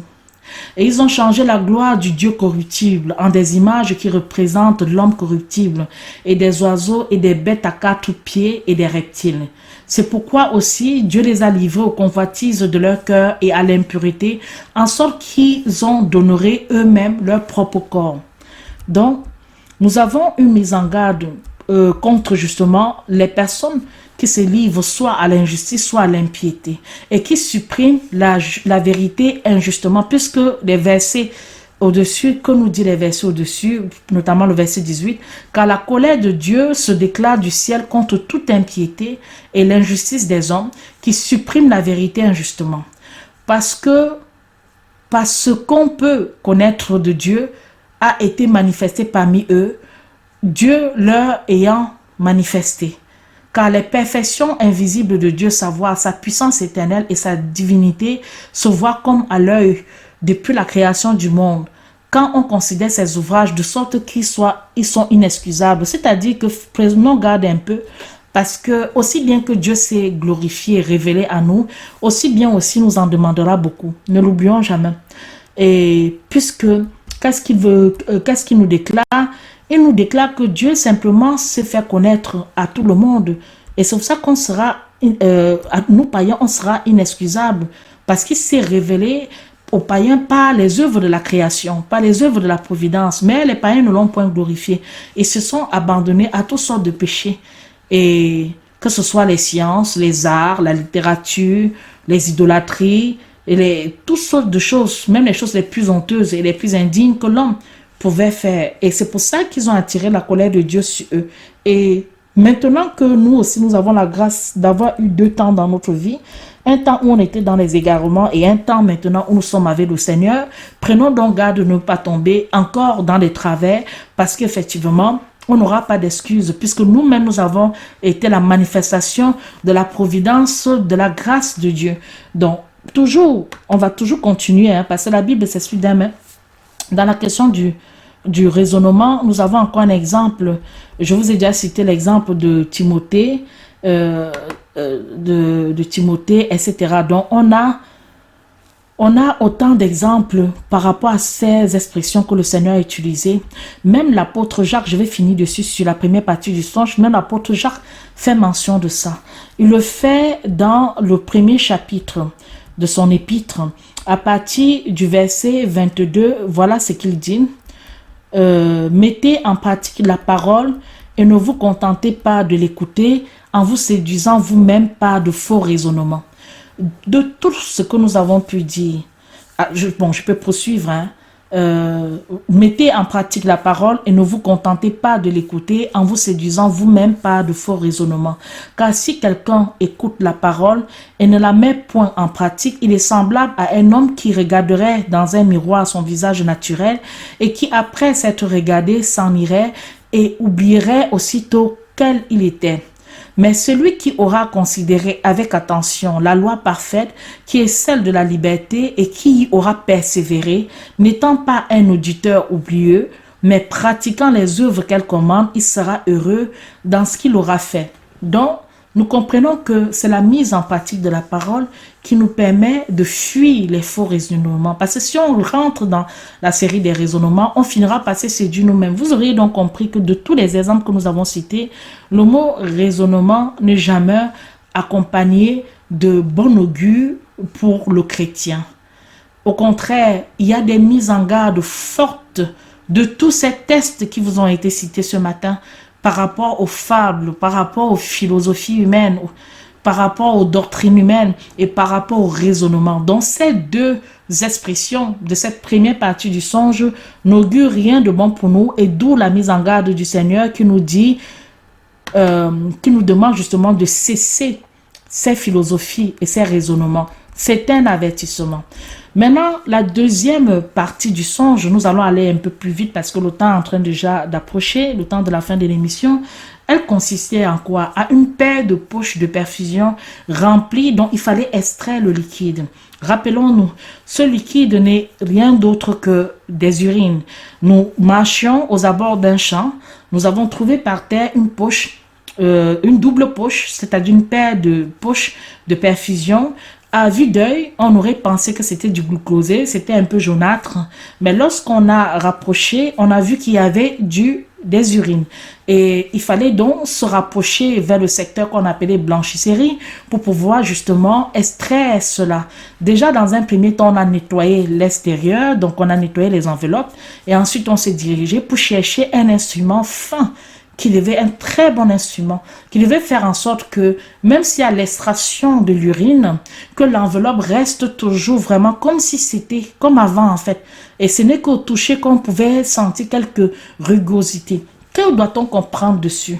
Oui, mes bien-aimés, c'est la grâce en fait de Dieu, tout simplement. Nous sommes tous, et puis c'était double poche, et ça ressemblait même un peu à la cage thoracique. Nous sommes tous ces poches-là en fait, que Dieu dans sa grâce ramasse. Il prend. Lorsqu'on nous voit comme ça, nous tous, on ne voit pas, ce n'est pas visible qu'on a des soucis, ce n'est pas visible que nous avons des choses qui doivent sortir en nous, parce que les choses intérieures sont cachées, elles ne se voient pas. À vue d'œil, on peut même penser que c'est des bonnes choses, que nous sommes bien, nous n'avons pas de soucis, nous n'avons rien et tout, puisque n'oubliez pas que l'aspect était pratiquement comme un médicament. Mais c'est avec le discernement, c'est avec l'œil de Dieu, ce n'est pas avec notre œil. C'est avec le regard de l'Éternel que nous pouvons approcher la poche et voir que mais non, ce n'est pas un médicament. Non, cette personne n'est pas bien portante, il y a plutôt un problème. Et ce problème, justement, c'est ce mauvais liquide-là.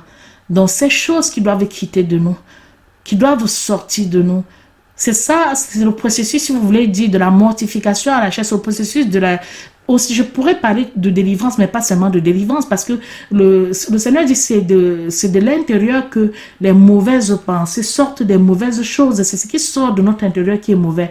Et lorsqu'on vient au Seigneur, ça peut être le concours, vous avez rencontré un pasteur, vous avez, dans le cas de figure, c'est deux personnes qui sont aux abords d'un champ, ça peut être une sœur en Christ, ça peut être un frère en Christ, peu importe la personne, c'est le Seigneur qui passe chaque chose au bon endroit. Maintenant, il y a ça. Et le Seigneur mandate dans cette personne. L'instrument là, cette petite aiguille fine, on dit, les choses invisibles sont les plus grandes de toutes les choses en fait. Donc c'est la main de Dieu, c'est l'instrument qu'il utilise pour pouvoir justement aider à extraire, sur le Saint-Esprit, sur le Seigneur seul qui peut venir enlever le cramoisi, enlever les choses qui sont mauvaises en nous, qui doivent partir. Et il utilise ses serviteurs, il utilise ses ministres, il utilise ceux qui sont dans le sacerdoce pour accomplir cela. D'où cette posture, d'où le fait de tenir les doubles poches et tout, et le fait de laisser le liquide sortir. Mais la position est également bien, parce que dans ce rêve, il fallait une position un peu perpendiculaire pour un plan incliné, pour faire sortir. Et il fallait aussi être précautionneux, c'est-à-dire ne pas faire de très grosses entailles, sinon la poche ne pourrait plus être facilement récupérable. Donc du coup, tout ça, c'est des choses qu'il faut comprendre, mes bien-aimés. Dieu vient à dosette de retrait, c'est-à-dire il agit en nous tout doucement, tout doucement. Parfois, on est tellement dans le Seigneur, on se dit que non, mais vu que je suis déjà dans le Seigneur, je ne peux plus être comme si, je ne peux plus être, on peut plus, je peux plus être, on ne peut plus dire de moi ceci, non, je suis avec le... Non, le Seigneur extrait tout doucement, ça prend du temps, ça prend du temps. Et parfois, comme ça va très lentement, et on est obligé un peu de mettre la pression. La pression, ça peut être des messages pour nous réveiller encore. La pression, ça peut être des partages. La pression, ça peut être encore autre chose que le Seigneur veut vraiment attirer notre attention, que nous continuions. Et ce n'est pas facile. Ce n'est pas facile d'extraire, tant pour celui qui, voilà, j'ai pris l'exemple, par exemple, du prophète Jérémie, ce n'était pas facile pour lui, mais il devait continuer de faire ce que le Seigneur lui demandait de faire jusqu'à la fin. Et la fin, c'était la fin de toute cette extraction-là, de tout ce mauvais liquide qui devait couler, jusqu'à ce que la poche étant maintenant dans un très bon état d'usage et à vue d'œil, on ne pouvait pas se rendre compte que cette poche avait été aussi remplie et aussi remplie d'un tel liquide. La poche, c'est c'est l'enveloppe corporelle, c'est notre corps, hein, notre corps. Et le Seigneur, lorsqu'on vient à lui, n'oublions pas qu'il y a ces phases repentance, régénération. Et on a beaucoup insisté dans l'émission d'hier que vous pouvez trouver sur la chaîne Menoa Yeshua sur la régénération. Et qui parle de régénération parle aussi d'extraction. Qui parle de, il y a les choses qui doivent sortir. Nous devenons une nouvelle créature. Nous naissons de nouveau. Et pour naître de nouveau, il faut donc que l'ancienne nature, le vieil homme, puisse quitter. Comment l'homme nouveau peut venir si le vieil homme reste toujours? Ils vont se superposer. Et pour que le vieil homme parte, ça ne se fait pas avec brutalité, ça se fait avec adéquation. Maintenant, à nous de bien incliner les poches, à nous aussi de ne pas oublier de mettre souvent un peu la pression pour augmenter le débit et la vitesse de l'extraction du liquide en fait. Donc il faut comprendre que le Seigneur peut utiliser toutes les sagesses du monde, toute l'intelligence du monde pour nous parler et nous faire comprendre quelle est la mission qu'il fait pour chacun de nous. Donc c'est comme ça que le Seigneur fait, mes bien-aimés. À la fin, nous serons des créatures dépouillées, lavées en Christ, nettoyées, épurées, purifiées, et nous serions vraiment comme il nous avait fait avant. Le monde nous fait ramasser, engloutir beaucoup de choses en nous. Et parfois nous pensons que non, on n'en a plus, ou tout est totalement parti. Et pourtant nos caractères ne sont pas exactement comme le caractère de Christ. À chaque fois que tu vas voir que non, mais tu n'agis pas comme Christ, pense aussi qu'il y a encore des choses que le Seigneur veut travailler en toi. Il faut encore qu'on soit brisé, il faut encore qu'on soit à l'école pour pouvoir le faire. On va cesser de le faire lorsque on aura atteint un niveau de gloire et de perfection, ce qui n'est pas du tout terrestre. C'est pour ça qu'on parle de courir jusqu'au bout, jusqu'à la fin. C'est pour ça qu'on parle d'être toujours dans l'exhortation. C'est pour ça que même l'apôtre Pierre, se sachant pas tant, il insista encore, je vous demande de vous ressouvenir des choses qui vous ont été instruites. Parce que c'est ça la mission d'un prophète. La mission de ceux qui ont la charge du peuple, la mission des pasteurs, des bergers, des ministres de Dieu, des serviteurs de Dieu. Ils doivent être toujours ceux qui répètent des choses. Ils doivent être toujours ceux qui insistent pour que le corps du Christ prenne effet, pour que le corps du Christ continue toujours de lutter, de demander de l'aide au Seigneur, afin que le seul extracteur, celui qui est capable d'enlever, puisse continuer à nous parfaire, à nous remodeler, et que cet agile soit vraiment de meilleure qualité et que cet or qui se purifie soit vraiment d'une qualité agréable et parfaite. C'est ça, mes bien-aimés, l'explication, selon moi. Bien sûr, après, voilà, ça sera à votre disposition. Vous pourriez aussi interpréter à votre manière. Ce n'est pas quelque chose d'arrêté. C'est une interprétation qui m'est venue comme ça, mais vous pouvez aussi comprendre peut-être, ça vous parlera peut-être différemment, mais dans tous les cas, il faut bien comprendre que nous représentons cette poche-là et à vue d'œil, c'est pour ça que quand vous dites aux gens, non, mais il faut beaucoup prier, il faut te repentir. Pour les gens, très souvent, la réaction, c'est que, est-ce que j'ai tué? Je fais du mal à qui? Sur le premier, et croyez bien que ces personnes sont sincères, hein, au niveau du premier souvenir, nous n'avons pas toujours d'un coup comme ça. Mais si on a l'humilité de demander au Seigneur, instruis-moi. Si on ne se braque pas, c'est pour ça qu'il met en garde les personnes qui veulent se braquer ou qui rejettent. Donc, il ne faut pas, comme on a vu, ne nous séduisons pas nous-mêmes, ne nous abusons pas. Donc, si on laisse simplement que le Seigneur vienne nous rafraîchir, il sera à même de nous rafraîchir, de nous apporter des éléments. Donc, par précaution, comportons-nous comme Job. Il ne demande même pas qu'on se souvienne de tout. Il demande seulement que nous soyons rompus à l'obéissance, nous soyons soumis. On n'est pas encore en train de distribuer les couronnes, que cette partie du royaume t'appartient. On est encore en train de vouloir accéder. Et dans cette préparation-là, qu'avons-nous à perdre de continuer toujours de demander de l'aide au Seigneur et son secours? Qu'avons-nous à perdre de dire, Seigneur, vraiment, oui, aide-moi. Hein? Quand bien même, en quoi est-ce qu'une prière de repentance pourrait faire du mal à quelqu'un?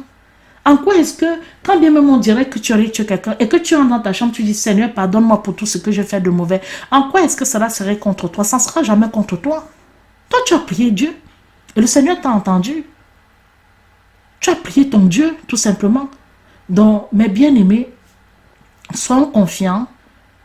Ce Dieu seul qui nous voit, tel que nous sommes, nous pouvons voir, en voyant une poche, cela peut nous renvoyer à autre chose. Mais seul le discernement de l'Éternel permet de savoir quelle est la nature de chacun parmi nous. Seul le discernement de Dieu nous permet de savoir ce qu'il veut faire en chacun de nous. À tel il veut faire ainsi, à tel autre il veut faire cela. Seul le Seigneur sait quelles sont nos luttes au-dedans et au-dehors. Quels sont les domaines de notre vie sur lesquels le Seigneur veut encore mortifier la chair, crucifier. Et quels sont les domaines qu'il veut raffermir. Et quels sont les domaines qui sont prêts à mourir. L'exigence de notre Seigneur grandit souvent. Plus on avance dans la foi, ce n'est pas un relâchement. Ce n'est pas se dire, comme je suis déjà avec le Seigneur, on est un peu dans une espèce de flottement. Non, c'est bon là, moi je maîtrise, je sais comment je parle à mon Dieu, je sais comment je prie mon Dieu. Pour moi, ça me suffit et tout. C'est pas ça, en fait. Plus on est avec le Seigneur, justement, plus c'est plutôt... Si vous voyez le niveau d'exigence qu'il a pu faire à Moïse, ça monte crescendo. Ça monte toujours un peu en puissance. Donc, il y a toujours encore d'autres choses, d'autres batailles, d'autres... jusqu'à ce que il soit entièrement formé en nous, selon le temps qu'il a fixé pour chacun. Et comme lui-même il connaît le temps, on n'a pas la vie devant nous. Hein. D'autres personnes peuvent croire qu'ils ont la vie devant eux, mais certains, peut-être le temps est limité à une certaine durée de vie très courte et dont ils ne savent pas encore. Et le Seigneur veut justement, profitant de ce temps, travailler avec eux afin qu'ils atteignent ce point d'achèvement. À tel autre, il peut ne pas avoir la même exigence. Il peut peut-être même, on peut même avoir l'impression que, mais comment ceux-ci sont là comme ça, comme un peu le texte que je vous ai soumis du prophète Jérémie qui s'étonnait que, mais j'ai même l'impression que les méchants sont plutôt très très bien traités par toi. Voilà, tu es là tellement présent dans leur vie, je vois comment tu les bénis, etc. Mais moi. Donc nous pouvons aussi être, si il faut regarder d'un point de vue comparatif, autour de nous, on peut se dire, mais Seigneur, donc je suis plus mauvais que tel, je suis plus... Mais regarde, mais Dieu sait le plan qu'il a pour chacun. Il y a eu un seul Moïse, il y a eu un seul Élie, il y a eu un seul Enoch, il y a eu un seul David. Donc on n'a pas, même si on est tous dans l'amour de Dieu, même s'il fait accession de personnes, mais chacun a reçu sa part de feu de route. À nous de l'accepter ou de le rejeter. libre à nous. Donc, mes bien-aimés, voilà ce sur quoi le Seigneur nous a mandaté ce matin de pouvoir partager au corps du Christ. J'espère que ça vous bénira et que ça vous fortifiera. Et quand bien même vous auriez des choses qui sont un peu complexes, ne laissez pas planer le doute parce que vous ne savez pas quelle porte vous êtes en train d'ouvrir et cette porte peut totalement vous dépasser. Et cela peut même venir mettre en contradiction tout ce que vous-même également, vous avez pu être béni du Seigneur ou pouvoir partager. Donc, prenons garde. Dieu nous aime. Nous tous, nous sommes humains. Nous tous, nous sommes bouleversés. Nous tous, nous recevons peut-être des choses. Nous voulons faire plaisir à Dieu et nous voulons aussi que vraiment il soit content de nous. Mais laissons-le, même si c'est difficile. Moi-même qui vous parle, c'est pas facile du tout. Mais laissons-le, surtout ne blasphémons pas. Ne blasphémons pas. Laissons-le nous guider selon comme lui, il veut nous guider. Ceci n'est pas une supplication, c'est une exhortation parce que chacun rendra compte de ses propres paroles. Et toute parole vaine, tout ce que chacun dira, chacun rendra compte. Mais c'est vraiment dans le souci d'exhorter, de faire en sorte que les lignes rouges ne soient pas rapidement franchies et que je le dis, mes bien-aimés, vraiment dans un souci d'amour, mais nous serons tous appelés à rendre compte à Dieu de tout ce que nous aurons pu dire. Voilà ce que j'avais à dire et les interprétations qui ont accompagné cela. Je vais finir par cette prière et je sais que Dieu nous aime et je sais que son amour est magnifique. Prions le Seigneur. Éternel Dieu d'amour, Dieu de paix, Seigneur, l'occasion m'est donnée encore, Père, des moments où j'ai pu avoir un doute, des moments où, Seigneur, j'ai été bouleversé. Vraiment, je te demande pardon. Je ne saurais terminer cette émission sans venir devant ta majesté, Seigneur. Toi qui vois là où je ne peux pas voir, toi qui soulèves quelque chose et montre, parce que c'est avec ta vue que nous pouvons voir mieux. Et Seigneur, je vois aussi par là l'amour que tu as eu pour nous. Je vois aussi la patience. Je vois aussi la tendresse. Je vois aussi vraiment, Seigneur, les efforts que tu fais pour nous parfaire à ton image, pour être fier de ta créature, pour être fier de la création. Je viens par ce feu, je viens par cette prière, Seigneur, vraiment te prier de pardonner, Seigneur, à toute l'humanité. Pardonne notre incrédulité, pardonne l'athéisme, Seigneur, pardonne, Seigneur, nos dirigeants, pardonne les familles, pardonne les enfants, pardonne les pères, pardonne tout le monde, Seigneur, les frères, les sœurs, les conjointes, les conjoints. Seigneur, pardonne à ton humanité. Tu as toujours voulu notre bien. Tu as toujours voulu, Seigneur, nous polir comme le sculpteur qui prend une pierre, qui nettoie, qui enlève les impuretés, qui sculpte, qui forme, qui range, qui classe. Tu as toujours voulu, mon Dieu, mon roi, pratiquement, je dirais même être à ton image. Être à ton image, parce que c'est de ça dont il est question. Oh Dieu d'amour, le monde nous a rempli de tellement de choses que toi seul, Seigneur, tu peux venir en chacun de nous. À chacun de nous, Seigneur, arranger. À chacun de nous, Seigneur, nettoyer. À chacun de nous, Seigneur, purifier, mon Dieu, mon roi. Et là, vraiment, Seigneur, oui, pardon. Je sais que j'ai pu heurter par le passé qui que ce soit, Seigneur, par rapport aux choses qui peuvent me bouleverser aussi. Mais je te prie, Seigneur, de les effacer devant toi. Fortifie tous les ministres, fortifie tous les serviteurs, Seigneur, toutes les personnes qui de pro de loin ont pu être confrontées, tout comme le prophète Jérémie également, que tu as voulu que nous assayions ce partage avec son histoire. Père, donne-nous de ne point lâcher en retour, de ne point lâcher, de continuer. Si c'est difficile, que nous continuons. Même seul avec toi, nous continuerons, Seigneur. Et aide-nous à cela, mon Dieu, mon roi.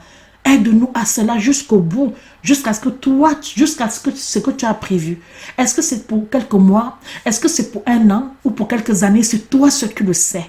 Mais donne-nous d'achever cette course selon ta feuille de route à toi, et non pas par découragement, et non pas parce que le monde serait difficile, le monde serait rempli de gens qui ne comprennent pas, et on lâche. Seigneur, donne-nous d'arrêter. Ceux qui sont en toi doivent tendre leurs joues pour qu'on leur arrache la barbe.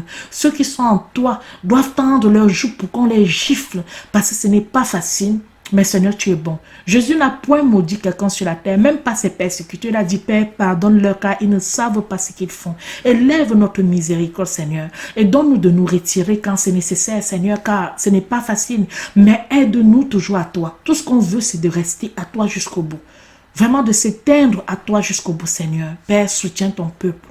Soutiens tes serviteurs, Seigneur. Donne-leur le courage. Donne-leur le courage parce que ce monde, on a besoin du courage. On a besoin, Seigneur, d'être fortifiés. Et donne-leur ton amour. Donne-leur aussi ta miséricorde, mon Dieu, mon roi. Et donne-leur beaucoup de recul et beaucoup de tempérance. Nous t'en supplions, Jésus. Toi qui as toutes ces qualités en toi, et même au-delà de ce que nous n'avons pas dit.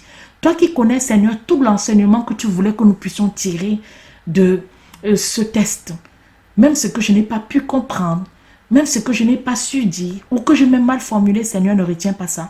Mais permets à toutes les personnes qui écouteront cette émission, Seigneur, de pouvoir se sentir nourris de toi. Et je sais que tu vas éclairer chacun à sa manière. Tu vas éclairer, Seigneur. Comme je dis, c'est qu'une interprétation. Alors toi-même, Seigneur, qui as montré, tu vas pouvoir, Seigneur, apporter des zones de clarté là où il y a des zones de ténèbres. Tu vas pouvoir, Seigneur, faire en sorte que chacun se retrouve dans cette main à bas, Père. Tu ne veux que notre bien, Seigneur. Oui, il y a de quoi rougir. Il y a de quoi rougir parce que lorsqu'on regarde finalement tout ton amour, lorsqu'on regarde finalement ta persévérance, lorsqu'on regarde comment tu ne lâches rien jusqu'au bout et que ton désir, c'est vraiment de nous soulager. Ton désir, c'est vraiment de nous aider, Seigneur. Oui, on rougit. On rougit, on peut même culpabiliser. Mais tu es grand encore, Seigneur, et élève-nous à cette dimension-là, nous t'en supplions. Seigneur, nous prions aussi pour nos dirigeants. L'incrédulité fait rage, Seigneur, dans ce monde. Nous prions aussi, Seigneur, pour ceux qui sont dans l'athéisme aigu. Mais que ça continue de faire rage, Seigneur, Père, aide l'humanité. Décharge-nous, Seigneur, des ténèbres qui sont rentrées dans l'humanité, Seigneur. La poche de l'humanité doit être alors, dans ce cas, vraiment tellement grande. Ça doit être seulement, Seigneur, des méga hectolitres ou je ne sais pas quoi. Père, dégage-nous de tout ce qui peut nous faire tomber. Libère-nous de tout ce qui peut nous faire chuter. Donne-nous de ne point nous séduire par nous-mêmes, mais d'être simplement soumis, obéissants à toi. C'est dur. Mais toi encore, tu nous aides, Seigneur. Donne-nous de ne jamais oublier une chose, c'est que tu veux notre bien. Tout concourt au bien de celui qui croit en Dieu. Nous sommes là pour être avec toi.